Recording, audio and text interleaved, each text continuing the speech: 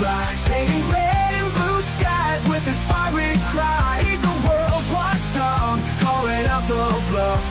Right-wing swagger, but his heart's pretty tough.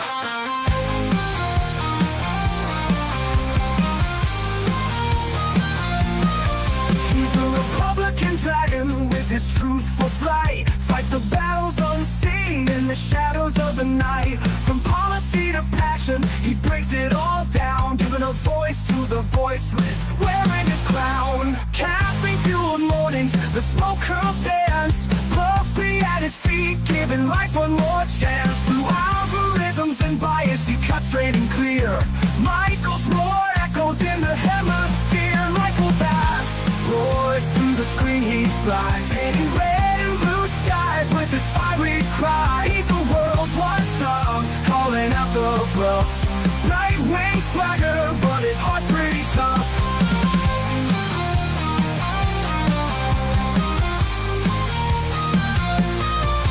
No sound bites allowed is his ultimate creed. A dragon's perspective where facts are the seed. Standing tall on his battlefield of thoughts, guarding the truth that others forgot.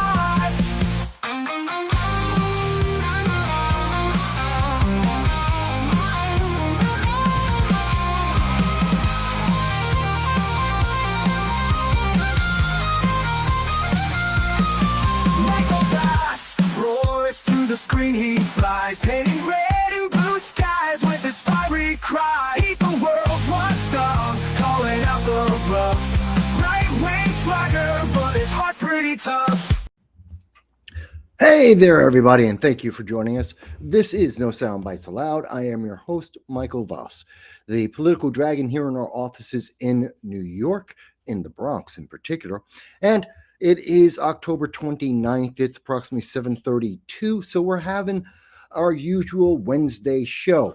This week, I'm not with anyone I'm not with the Liberty First Foundation or my good friend Frank Johnson over at the Range Report. Just doing my own thing this week. But I wanted to take some time to talk with you guys. There's been so much has happened since the beginning of this week, and I think it's been rather interesting. I mean, there's some breaking news that came out, and there's news that's changed since Sunday. I think we need to talk about all of that. And I don't think all of the news is going to reach everyone because the news media kind of just blanked out on this. There's some news that they just don't want to talk about with you. And it's kind of sad. Now, I, of course, am always happy to hear your voices, whomever you are. If you're new to the channel, I want you to know we appreciate and thank you for being with us, whether you spend 5 minutes, 2 hours, whatever the amount of time you spend with us, we appreciate it. And I know it's the middle of the week. As well as we believe in the First Amendment. We believe in your right to speak up about the issues that affect you, no matter what country you may be in, no matter what government you may have, no matter what the internet overlords think as they try to suppress this channel and others like it. We are here speaking to you every Sunday and very often most Wednesdays live and with content throughout the entire week. So we hope you'll like, share, and subscribe as we try to share thoughts with you, and it's interactive. You can tell us what you think, whether it's on chat or super chat or Rumble rants, on YouTube, on Facebook, on X. We look forward to hearing your voice about everything. Whether you agree with me or you disagree, I'm happy to hear it. So with that said, I want to jump right on into what we're talking about because there's some breaking news about AI, and that's going to affect everyone's future, no matter what country you may be in. This is going to affect you. And so there's some new news about that. In fact, right before the show, I was just watching my good friend Larry Sharp, who's running for governor of New York. He was doing his own live stream tonight, and that started at 7 o'clock. And he has Lars Mapstead, who is a prominent figure in the technology industry. He's worked with software, created in a couple of companies, and he's talking about AI. He had some very interesting insights. After you're done watching me here, definitely go and check out The Sharp Way. Talk to my good friend Larry Sharp, watch that program. I think you'll find it interesting from a more tech-oriented point of view. Not so much policy, not even so much culture, commentary, but technology, what's going to be happening there. So, with that said, let me start off here, though, talking about politics and culture.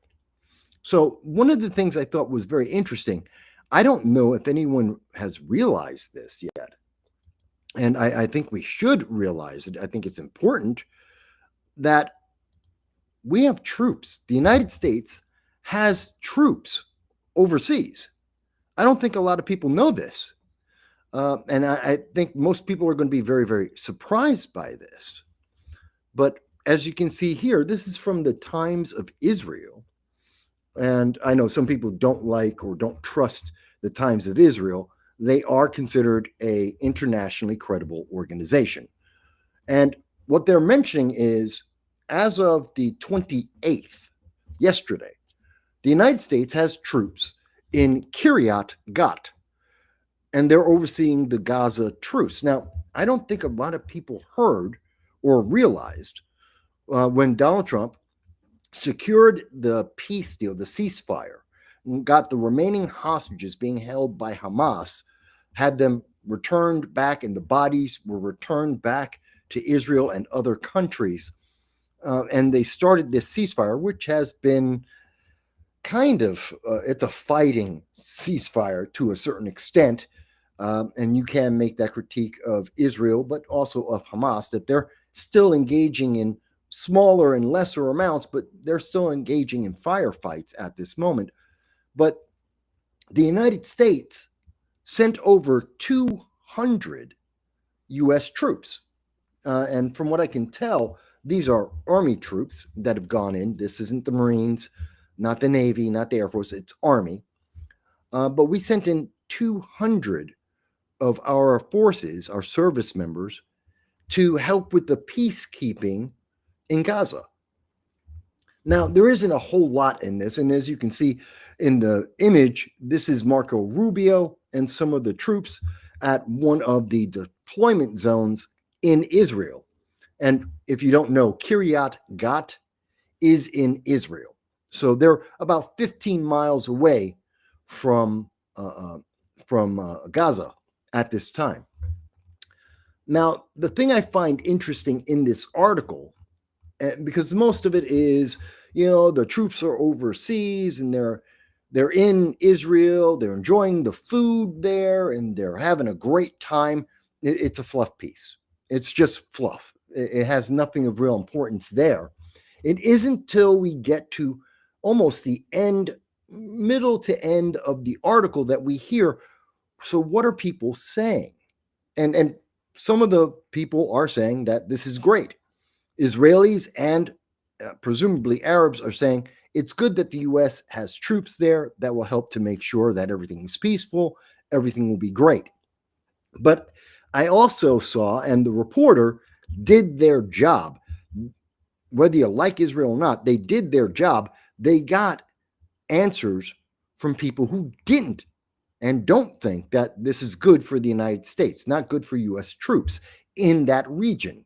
And one of the answers here is, one of the gentlemen mentioned that until now, and I'm quoting, quote, until now, it was relatively quiet in Kiryat Gat. And now we have become a strategic target. They're afraid they're going to be a target. Let me go on. Another person that the article quotes here says, quote, Hamas, Iran, and the Houthis have a reason to launch missiles at the city. That's scary. Kiryat Gat is about to become Ofakim, a reference to a Gaza envelope town that was attacked on October 7th. So they believe that because there is a U.S. command center about 15 miles away from Gaza, because U.S. troops, 200 U.S. troops, are in that city, it is now possibly going to be considered a legitimate target by the Houthis, by Hezbollah, by Iran, and by Hamas, and that there may be missile attacks against that city just to attack the U.S. troops, that there could be another October 7th type of attack meant to target U.S. troops just because we're there to help facilitate the ceasefire. That's scary. And I think the reason why in the U.S., the American people really haven't been told that we have troops overseas is because most Americans are tired of fighting in the Middle East. They're tired of U.S. troops going over and fighting a war where we're not gaining anything. I mean, think about Afghanistan. You think of Iraq. We didn't take those countries. We should have, in my opinion. Anywhere that a U.S. soldier puts their foot on the ground and they have the potential to be killed, that's our ground. We own it if we win that battle. But in this case, we're looking at, we're not going to own Israel.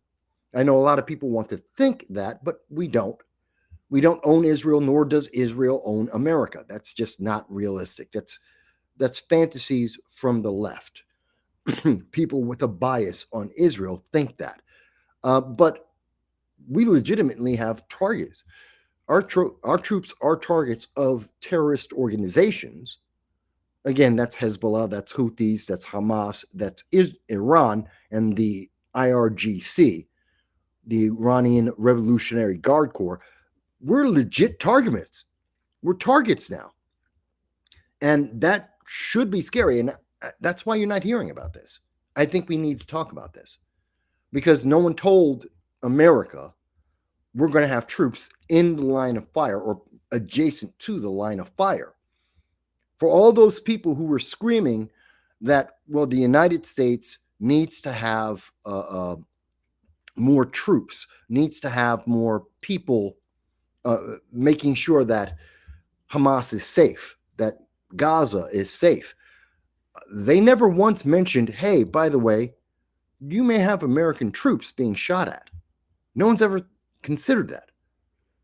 I don't know if everyone would agree that the cost is actually worth it. Now, you may have a different opinion about that, and I'd love to hear what you think about it now that you're aware that as of yesterday, there's over 200 troops there, that they may be targets of terrorist attacks. Is it worth it? Is it worth it to be involved in the ceasefire while there's still active shooting going on between Hamas and Israel? Do we want Americans in the middle of that? Do we want to be? What happens? Let's think about this for a second. What happens if, I don't know, 20 of those, that a terrorist, the most likely Hezbollah or maybe Iran or maybe the Hamas, they decide that they want to attack and they want to kill the Americans. And they, either with a suicide bomber or with a missile from Iran, they attack and they kill, let's say, 10 Americans, God forbid. 10 of our troops die in a bombing attack.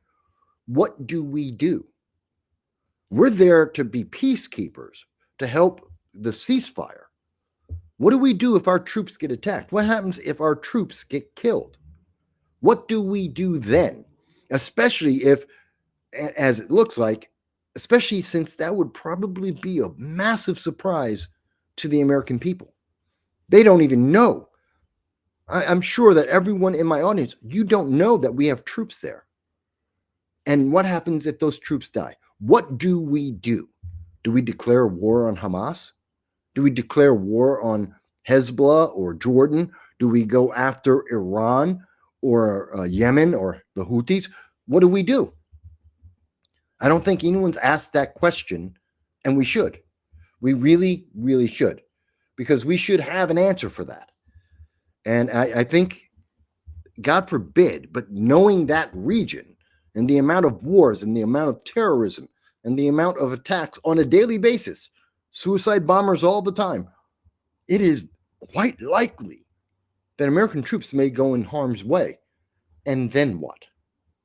It's a terrifying question. It's a terrifying question to me.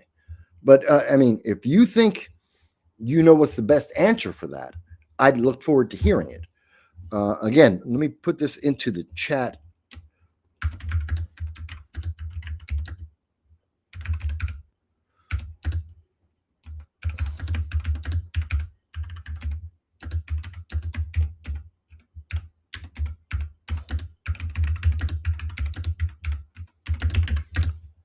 Did you know that there are U.S. troops right now in Israel next to Gaza? So that's going to go up. It's the first comment of the night. I look forward to other comments. And again, whatever you want to say, whether you agree, you disagree, I'm happy to hear your voice no matter what you think of that. But I think it's something that we should comment on. And I hope by Sunday, when we do our normal Sunday live stream, it won't be a matter. It won't be something of surprise for the American people, nor will there be a conflict that will involve America and American troops. That's what I'm hoping for, but who knows? Anything is possible. So I wanted to make people aware of that because we too often don't hear about what's happening overseas. Far too often, we just don't hear about that. But that being said, I also want to bring up what I think is also a very important story. We've been talking about on and off about the government shutdown. We're now at day 29 of the government shutdown. I have predicted that on or about November 1st, let's say between October 31st, Halloween, and Monday, which would be October 2nd, 3rd, November 3rd, we will see that the Democrats will fold. That's what I've been predicting since the beginning of the month. And we're starting to see signs of that. A lot of people didn't notice this story as it came out, that Senator Chris Murphy has suggested that the Democrats would be willing to end their shutdown of the government for $20 billion. They have been asking consistently, you've heard Chuck Schumer over and over, $1.5 trillion to be able to take care of illegal aliens. That's been their big ask. They want all of the spending back for U.S. aid. They want to have the ability to give money to foreign governments, to individuals, illegal aliens, criminals in the United States to take care of their medical needs in the United States. That's what Democrats have been asking for over and over again. And now we're seeing Senator Chris Murphy, who's out of Connecticut, he's saying, no, we'll settle for $20 billion. That's that's 1/10 of what Democrats were saying in the first place. It is a massive, significant, actually it's like 1% of what Democrats were asking for. And if he's willing, if he's gone on the record with the mainstream, internationally credible news media, and he has said that Democrats are willing to end this siege of America, holding Americans hostage for $20 billion, that means it's over. I truly believe we are at the end stage. The will of the Democratic Party and their elected officials, I think it's over. I think Chuck Schumer has lost, and I think he's been very embarrassed. As much as Democrats want to say that they have polling selected, very selective polling that says, well, the American people support them, that's not what I'm hearing. And looking at all of the various political podcasts, looking at the news organizations around, when you step away from CNN and MS Now, ABC, once you get away from the leftist news media and you look at any other news media, including political commentators, everyone is reporting that the independents, as well as Republicans, are strongly against the Democrats on this. They blame the Democrats for this government shutdown because, in fact, that's the truth. Republicans have all voted for opening up the government. That's the Republicans in the House. They did their job. They're done. In the Senate, Republicans and both senators from Pennsylvania have voted to open the government. That's not just it's Fetterman and the other, both senators in Pennsylvania. So Democrats have already crossed the line. It's just not enough of them. There's another roughly 4 Democrats are necessary and the government opens up. And I think, and this is what I had presumed when I made my prediction initially on the Sunday live stream, it was on the basis that Democrats are unwilling to donate out of their own pocket. I mean, we just saw on Sunday, Timothy Mellon, over the weekend, donated $130 million to be able to pay for U.S. troops to make sure that they have a paycheck. $130 million donated to the government just for our troops. I was expecting by now that there would be some Democrat, whether it be Oprah or Bill Gates, it would be Nancy Pelosi or Chuck Schumer, some Democrat. There are multimillionaires who are part of our Congress and our Democrats. There are innumerable Democrats who are billionaires in entertainment, in technology, in business. You know, people like Mark Cuban and Jeff Bezos, Oprah and Warren Buffett. They have billionaires. The Democrats have billionaires on their side. They could do what Timothy Mellon did and donate tens of millions, hundreds of millions, even $1 billion combined amongst all of them to make sure that food stamps, otherwise known as SNAP benefits, will be available. And therefore, the Democrats would be able to continue to have this government shutdown without the people who are most dependent on these government services from blaming them for the government being shut down. But that seems not to be happening. None of the Democrats will step up. They won't spend any of their money to actually stand up for the people that they claim to support. And Republicans did. Republicans believe in the military. We have always, that is a huge tenet of the Republican Party, that we believe in having a strong military and a strong military presence. And we actually had one of our donors, one of the Republican donors, stepped up and paid the military. Now it's time. Democrats should have done the same. They should have stood up as well. They should be standing by their convictions, by their beliefs, and their promises that they're going to help the poorest of the poor, people who need government aid. They don't.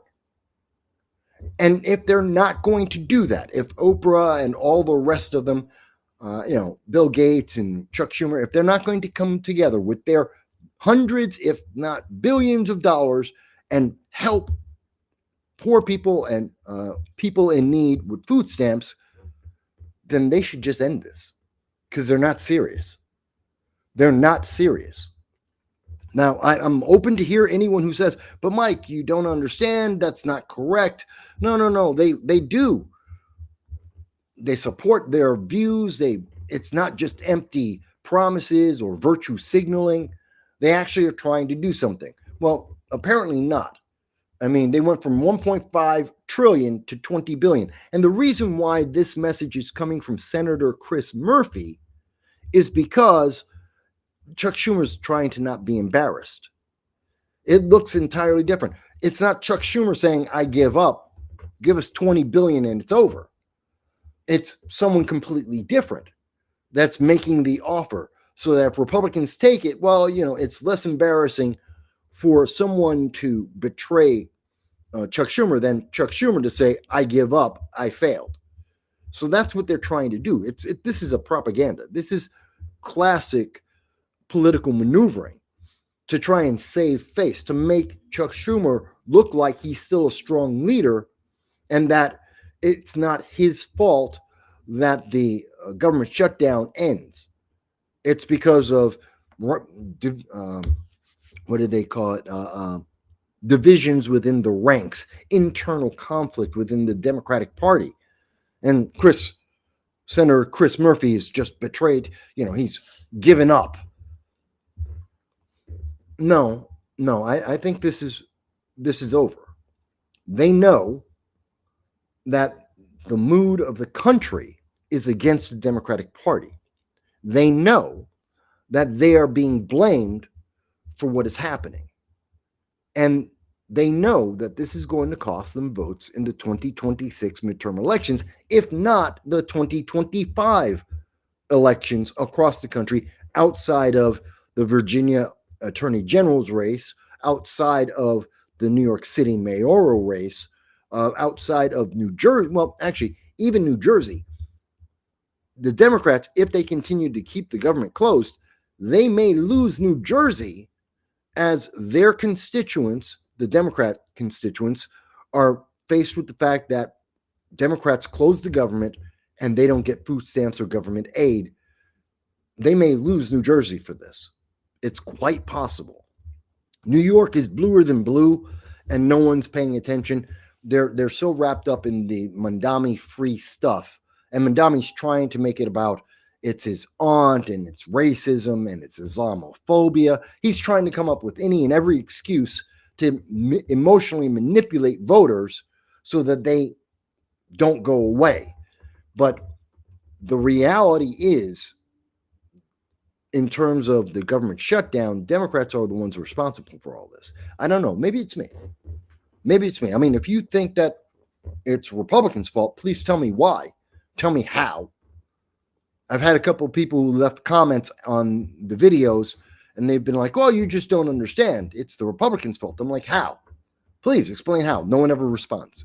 Whenever I ask that question, how is it the Republicans' fault? They don't ask. Well, you're in charge. Republicans have the presidency. They have the House. They have the Senate. And they all voted for the continuing resolution. They have all voted to open the government. No Republican is trying to keep the government closed. Only Democrats are trying to do that. So please do explain to me how it's the Republicans' fault. It doesn't make any sense. It does not make sense to me. But I think we are at the final stages of this conflict, of this internal government shutdown.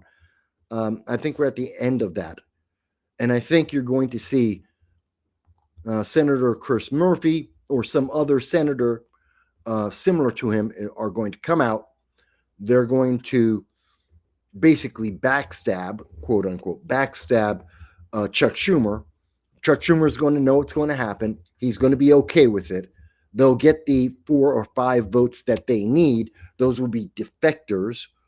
They'll get a little bit of blowback, for a couple of days. They'll be blamed for opening up the government. And then the Democrats will conveniently forget that these guys defected. They'll open up the government. They'll have negotiations, and they'll hope that everyone forgets this by 2026, the midterm elections, and they'll just move on. That's what I think is going to happen. I could be wrong. I'm looking forward to hearing what you guys think. But I thought that was interesting. And again, not a lot of news media talked about this. They really did not address this news story. I think it was important.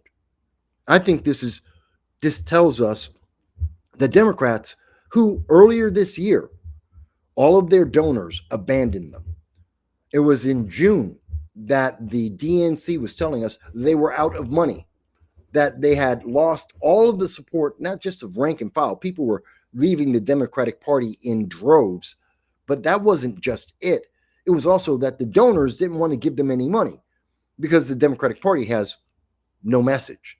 They have no leader, no clear leadership on any issue, and they have no plan on any issue. None. That's why Zoran Mamdani is getting so much attention right now. He has a plan, but he's a democratic socialist.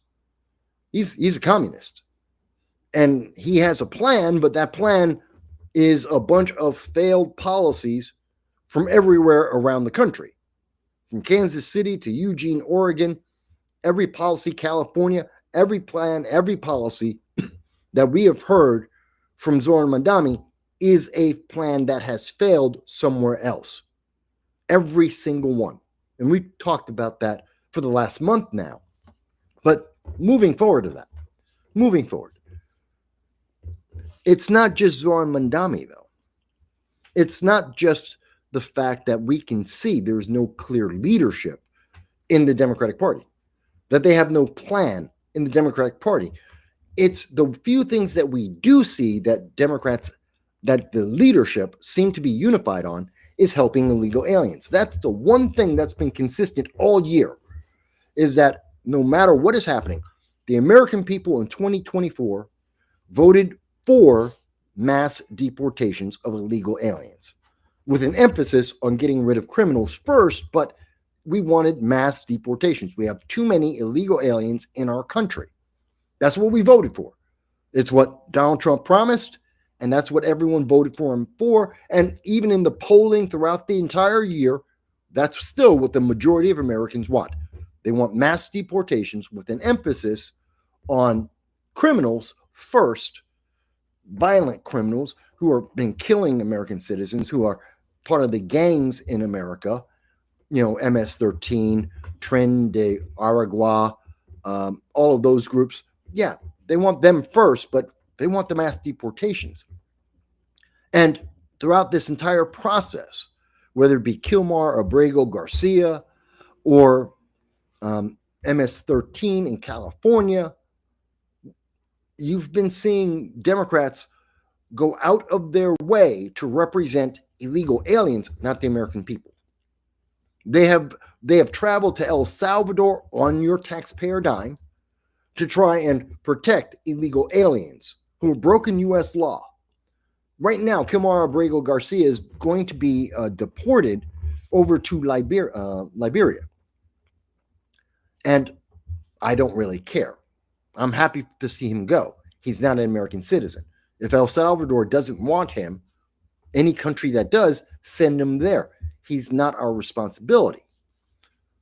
But here's the thing. Democrats are fighting to protect him, to keep him in America, even though he broke our laws, even though he's accused of multiple crimes here in America, including human trafficking, otherwise known as slavery. And he's not unique. In California, there was a vice mayor surrounding LA where they were asking, we actually have documentation where they sent out a message to the MS-13, the Florencia 13 gang, asking them to fight against U.S. federal law enforcement, ICE in particular. They wanted the gang, an international gang, illegally in America, preying on American citizens, to fight, actively get involved in shootouts and fights with ICE agents, lawful law enforcement of the federal government, so that they don't have to, so that California could continue to break the law, so that sanctuary cities would continue to exist. This is how far the Democrats have gone. This is insane. And part of that insanity of protecting illegal aliens, well, here's some news that just came out tonight. And you may have heard about it, but you probably haven't. This is coming from the Chicago Sun-Times. Federal agents are charging Kat Abu Ghazaleh, or otherwise known as Kat Abu. She goes by Kat Abu. And several other political candidates in a conspiracy indictment tied to their Broadview protests. Now, just so you can see this, I've already covered the protest by Kat Abu. And let me show you this. You may have seen this. It's a short video. It's like 1 minute or so. And let me just play this for you. Didn't arrest you, which is what I think that Kat Abu was trying to do. She wanted to be arrested. She wanted to be a victim on national TV where she's in handcuffs so that she could go to her donors and to the other progressives and say, see how much of a victim I am? Let me virtue signal for you. They put me in handcuffs. They arrested me because I'm fighting for progressive ideology. I'm fighting for illegal aliens that can't vote for her. They can't donate to her. They can't vote for her. But she's doing the right thing. So you should give her more money. That's what this was about. This was a setup. That's why the cameras, that's why I believe her campaign team were able to edit the video. They were following it. They got her on 4K and they cropped it out just to show what they needed for the campaign, to raise money and to influence people who didn't pay attention, didn't realize that there was more to the video. There was much more to the video. You saw it from CBS News. You saw it here in this video. They're showing you a 5 to 10 second clip saying, oh my God, it's so evil, when you have 2 minutes beforehand that shows you, no, she's just a criminal. She is a criminal taking advantage of your emotions. Kat Abu running for the Illinois 9th District. Didn't. All right. So that's a clip that came from our Sunday live stream 2 weeks ago. That should have been Sunday live stream episode 40 or 41. I forget which one. Episode 40 or episode 41. And so Kat Abu, who is running for the Illinois 9th District, which would include Chicago, is fighting for illegal aliens. She wants to go to the House of Representatives because she's fighting for illegal aliens to be a burden on the American people.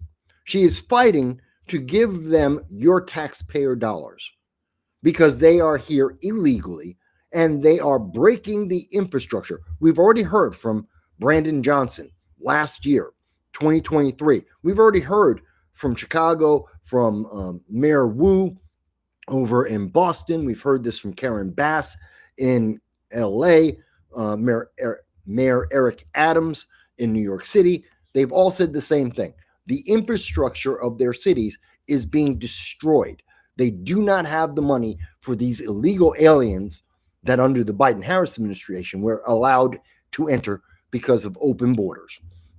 And each and every one of these sanctuary cities is unable to take care of American citizens because the money that should be going to feeding our children, feeding our veterans, feeding our homeless, and protecting them, all of that money is going to illegal aliens. Now that we have mass deportations going on, and there's no leadership in the Democrats, the answer is, well, they're going to the various Democratic candidates like Kat Abu, they're going to go and protect the illegal aliens. They're going to virtue signal. They're going to call you a racist and an ist and a phobe, and they're going to try and break the law, which, as we showed you, the video of Kat Abu from CBS News, she committed a crime, which we said at that time on the Sunday live stream. We showed you the CBS video and we told you what she did was obstructing lawful enforcement of just federal agents, ICE agents, doing their job lawfully, enforcing the law as it is written, which is the problem with Democrats. They don't want you to enforce the law. They wrote the law. The Democrats voted for the law, but they don't want anyone to enforce the law, which I don't understand. Why did they go through the process in the first place? These are the laws the Democrats put their names behind. They voted for this, and now they don't want you to enforce it. I don't understand it. But Kat Abu, as I showed you then, she decided that she and a couple of other candidates were going to try and block trucks, ICE trucks, going in and out of the ICE facilities to stop law enforcement from doing their job, deporting people who are in America illegally. Many of them, and primarily gang members, violent criminals, criminals who were arrested not only for being an illegal alien, but for dealing drugs, for human trafficking, for domestic abuse, for robbery, for attempted murder, some of these individuals. She's protecting them. That's who Kat Abu is protecting. Criminals, violent criminals who are a burden on Chicago and the rest of this nation. And she was trying to obstruct law enforcement, which is a crime. And I said then she needed to be arrested. Now, I understand, as you saw in the video, she wants to be arrested.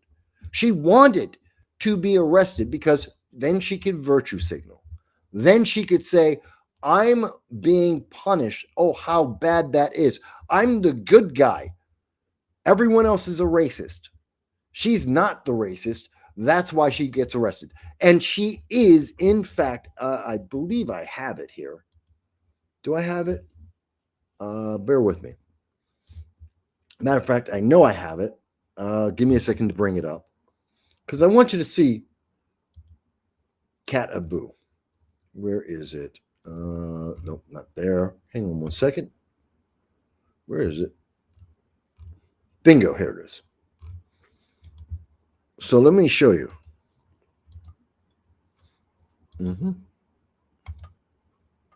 So this is Cat Abu. This is the Illinois 9th District congressional candidate. And she is saying here, I have been charged in a federal indictment sought by the Department of Justice. True, because she committed a crime. This political prosecution, it's prosecution for her to be treated like any other American citizen. She broke the law. It's on video. How dare you enforce the law against her? Lawful enforcement of the law. ICE agents doing their job, following the law that Democrats created, and she broke the law, and how dare you enforce it against her? She's a Democrat. She's a candidate. She's above the law. That's what she's saying here. She's above the law. How dare you enforce the law? It's got to be political. No, you're just an American citizen. You're an American citizen. You broke the law. You're being treated like any other citizen. Any other Democrat walking up and down the street would be treated the same way. She says the political prosecution is an attack on all of our First Amendment rights. How? No one had a problem with her protesting. It's that she stopped protesting. She got in front of their vehicles. She tried to stop their vehicles to prevent them from doing their job according to the law.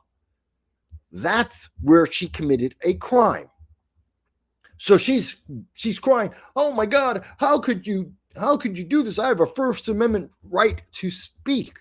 She does. No one stopped her from speaking. The moment she stopped the truck, the moment she got in the way of ICE agents doing their job, the moment she obstructed justice, that's the moment she committed a crime, and that's not free speech, and she should get an indictment as she is.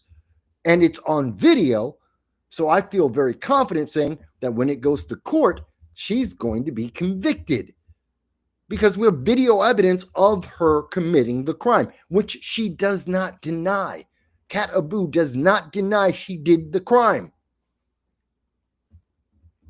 This is why you're not hearing about this. And I did say to her, good, you're going to jail. You committed a crime, and you are being held accountable. Free speech does not negate criminal action nor accountability for that criminal action. Your attempt to manipulate this into your promo for your campaign will fail, as you are rightly being, she will most likely be convicted of the crime of which we have video evidence, and she admits that she did. Do we really want someone in Congress who is actively and knowingly breaking the law to protect illegal aliens that are a burden on the very same voters and taxpayers and citizens that she says she's going to represent? There's no evidence she's going to represent any American citizen, but she will take American citizens' money and give it to some foreigner who is here illegally. This is insane. But the Democrats think this is a great idea. She thinks this is going to help her win in the election. She thinks she's going to get donations because it's free speech. No, it's not. And she has a right that you don't have. No, she doesn't. And that she's doing the right thing because anyone who disagrees with her is an ist or a phobe. Cat Abu, I will say again, I will be happy to have you on my program. Please explain to me why you breaking the law is different than anyone else breaking the law. Tell me why you deserve to be rewarded for breaking the law.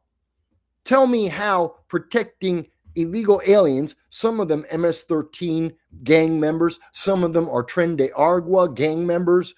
How is you're protecting these gang members who are bringing in drugs, who are bringing in prostitution, who are bringing in human trafficking, who are attacking and robbing American citizens? How is that a benefit to the American people in Chicago, in Illinois, in the United States?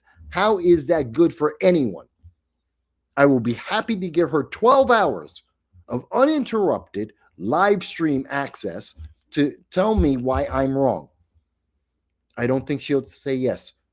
I made the same offer 2 weeks ago when we saw the video the first time, and I said, then I'll give you the 12 hours.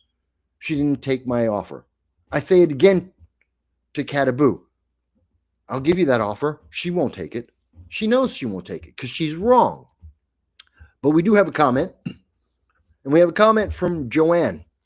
Joanne, thank you for being the first to comment tonight. And Joanne says, let me bring it up here as well. She says, well, I am very surprised that the rioting hasn't started because Americans are doing without so we can do for them. I can't believe even Antifa isn't mad about it.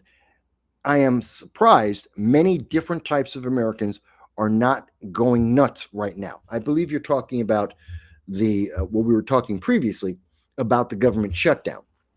And we are hearing now this week, actually it just started yesterday and today, we're now hearing rumors from Democrat organizations, the far left, are now promising that there will be food riots. So Antifa is planning to commit food riots to break into places like Walmart, which Walmart has said that's not going to happen, that they will arrest anyone who tries this, that this is not California. You're not going to be allowed to walk into Walmart and just rob them of everything. They're not going to do it. They're not like Walmart. Walgreens. They're not like Walgreens. They're not going to let you just walk through their store and steal everything. They will enforce the law. But Democrats, the far left, progressives, are promising through their various things like BLM and the Progressive Leaders of Tomorrow, Antifa, they're promising that they're going to go into Walmarts and other stores and just steal the food that they want. Because the government shut down, they're just going to steal everything. Does that sound like a society? Does that sound like it's justified? Look, Democrats could fix this at any moment. They've had an entire month. They could fix this instantly. 4 votes, and this is over. 4 votes from Democrats, and the government's open. Everyone gets to have their food stamps. Everyone gets their government aid. There's no problem. But instead of saying to Chuck Schumer and their elected officials, instead of going to the bluer than blue states and say, stop this, just open the government. And instead of saying that, the left is saying, no, let's commit more crime. They're just like Cat Abu. Let's commit more crime. Let's go out and break the law. Let's destroy businesses. Because if they're going to do it to Walmart, which will fight against them, they will arrest people. They will have security stop you. What about the local mom and pop? What about the bodega down the street? Because if they're going to go into the big businesses, they're going to go into the small businesses. And in those small businesses, they're going to take those companies. That's what mobs do. And we've seen this. We've seen this at White Castle. We've seen this at McDonald's. We've seen this at gas stations where entire mobs of young people just swarm on in and steal everything they get their hands on. We've seen this in major city after major city. It's happened in Seattle, in Portland, in Boulder, in New York City, in LA, Chicago, Baltimore, Detroit, Boston. We have seen it over and over again. And they're going to do it. Now, I have to say, why would we allow that? Why is that a good thing? It's not. It's not even close to a good thing. This is a horrible thing. But they're going to let it happen because they don't care. Because they do not care. And that's just terrible. So, yeah, Joanne, they are going to go out and riot about this. They absolutely are. And that's just ridiculous. It's absolutely ridiculous. And people like Kat Abu are part of the problem. They are absolutely part of the problem, and they are proud of it. She's making money off of this. This is a matter of pride. She thinks she's getting votes. She thinks she's doing a great job. So that's just insane. It is absolutely insane. But that's Kat Abu. And I'm just letting you know, this is what's coming in 2026. This is what's going to happen in November. In fact, I have no doubt that if we do not see by November 3rd, Monday, if we do not see the government opened, if 4 Democrats are unwilling to step forward and protect and help their constituents, you will see by the middle of the week next week, you will see the far left, the progressives, the Democratic Socialists of America, they will go into mom and pop stores, most likely in Chicago, in LA, in New York, in Seattle and Portland. They're going to go, San Antonio, they're going to go into small mom and pop businesses, and they are going to steal everything. They will bankrupt these local businesses that local communities depend on, and they will bankrupt them just because of politics. Not because they have to, but because they want to. Because they think that by bankrupting small businesses and busting up and breaking big business, that they're somehow going to win an election. That people or their community are suddenly going to go and say, oh my God, look, they just stole everything from the store that I depend on every week to feed my family. And that business is going to be gone. Their entire community will not be able, they'll create food deserts in these local communities. It's like what happened in Minneapolis, where so much arson, when the autonomous zones were created, which are leftist, only leftists create autonomous zones. And when they created the autonomous zone in Minneapolis and many other cities, and they had the accidental, mostly peaceful arson, burning down apartment buildings and businesses and community services, they've never been rebuilt. That's decades of damage to that community, taking away jobs and people's livelihood and the ability to have their homes. They took away their property, and the Democrats didn't care. They still don't care. They have never apologized for that. And they're going to do it again. They're going to do it again. And Kat Abu, right there, center, right here, she's short. She thinks she's a hero for destroying her community. She thinks she's a hero. Where is it? I thought I had her. Yep. So it was Kat Abu running for the 9th Congressional District. And it's also Representatives Rabbit, the 45th Ward Committee person, Rabbit, and also Straw, who's running for the Orange Park Village Trustee. That's 3 of the individuals, all of them running for elected offices in Chicago, in Illinois, that think that breaking the law is perfectly fine. They are above the law. They can break the law. They can harm their communities, and it's okay. It's ridiculous. It's ridiculous. I'm holding them accountable. The other Democrats, they won't do it, but I will. News media won't hold them accountable. I will.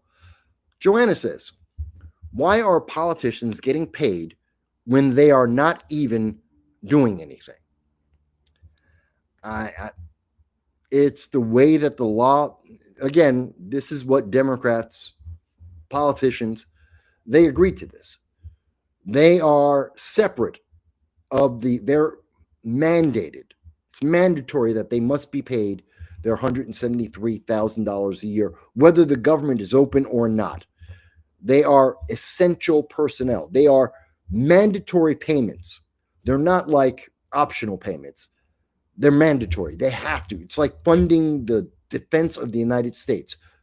Our military is supposed to have mandatory spending. We have to pay for our military. We also have to pay for our politicians.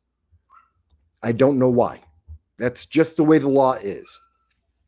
Joanne says, our military checks almost were compromised, but the politicians are collecting their checks. Yes. And if it were not for Timothy Mellon, who donated $130 million to pay for our troops, they would not be paid. But Chuck Schumer, he got paid. Kirsten Gillibrand, AOC, Bernie Sanders, they all got paid. They all made money. It's ridiculous. It is ridiculous. I agree with you, Joanne. I absolutely do. So this insanity, it keeps going and it keeps going and it keeps going. Now, let me show you something that I think is incredible.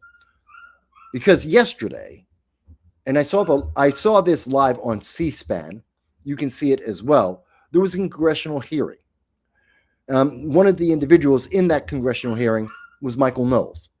Now, you may like or dislike Michael Knowles or Daily Wire. That's up to you. But he is someone who knew Charlie Kirk. He is someone who is, he is someone who is a political commentator of some incredible note. He has 2.5 million people who follow him. So he's not a small voice in the industry, in political punditry, of political commentary. He knows what he's talking about. He goes around to colleges. He talks and has events. So that's why I took him out. I know. Okay. Yeah. Sorry, folks. I'm getting a message about my dog. He's having a problem, even though I took him out just before the show, and now he's losing his mind. Come on. All right. I'll deal with it. Yeah, if you were hearing in the background that there was a dog barking, that was my dog. He's 14. I don't know why he went out on his walk, but it's the joy of having a pet. It's the joy of having an old pet. Right now, he's being very temperamental. I don't know why. But I want to play something. This is from Michael Knowles. He went to Congress. He was asked about political violence. And the thing that we heard about the political violence, actually, let me show you. This is Cory Booker. And I notice that the Democrats aren't there. One or two, the ranking member, Peter Welch, Dick Durbin showed up. But where were the Democrat members? Mazie Hirono was supposed to be there. She didn't bother to show up. Adam Schiff? Where's Adam Schiff? Adam Schiff has been crying for 4 years straight over January 6th, supposedly the worst attack in our nation's history. Adam Schiff couldn't be bothered to show up to a committee hearing on political violence. Tells you. Think about that. The Democrats who are part of the committee did not show up for a congressional hearing to talk about political violence, which the Democrats want to tell you is a right-wing thing. And yet they're not showing up. They won't have the conversation. But that's to put it in context. So we know Hirono, we know that Adam Schiff, they're just not there. They didn't show up. They didn't do their job because they didn't want to have the honest conversation with you. A lot about him. I look around, I didn't even see Cory Booker at first. Cory Booker, the Thracian senator, Spartacus, he wasn't there. Where was he? Now, eventually he did show up, but I thought it was very telling that Senator Booker used up all of his time to just kind of babble himself. He didn't want to interview any of the witnesses, not even the witnesses that the Democrats had called, much less the Republican witnesses. So Cory Booker used up his 5 minutes, had this to say. The only thing that's going to get us out of this condition is for courageous leaders in both parties to start standing up and extending grace and self-introspection. It's a lot easier when I call out Chuck Schumer's comments to make a difference. And God, I wish I'd see more of my colleagues being willing to call out the President of the United States for his outrageous comments as well. You know, I think Senator Booker made a good point just a moment ago when he said we have to self-examine, we have to be introspective. And, you know, I can't help but think of a line today. Jay Jones has the vision, commitment, and integrity to keep families safe and make sure every Virginian gets a fair shake in the justice system. I'll be working every day to ensure Jay wins this race. That's the endorsement of Senator Booker for a man who would seek to be the Attorney General of Virginia. This is a man who, if people have not been reading the news, has called for a Republican to be murdered, for his children to be murdered, for the children to die in their mother's arms in order to persuade the Republican to change his policy views, and a man who says that he would urinate on the graves of multiple Republicans. Senator Booker, in this spirit of introspection, is standing by this endorsement. So I suppose I would invite, well, perhaps I should have looked, because Senator Booker has left the room, and I think I can guess why. Senator. So there you go. This is what we get from the Democrats. This is the leadership of the Democrats. They will lecture, they will posture, they will blame you for something. And when it comes time to be accountable, like for Cory Booker, to be accountable about his support of Jay Jones in the Virginia AG race, that Democrat, he's more than happy to support someone who wants to kill Republican children. Think about that. He is supporting someone full-throated, will not remove his endorsement of someone who wants to kill Republican children. And he wants to tell us that, well, the violence is on the right. The rhetoric is too high, and Republicans in particular, you guys are way too violent. And it's Donald Trump. It's Orange Man bad. It's his fault. But he supports a guy who wants to kill children. You don't have to believe me.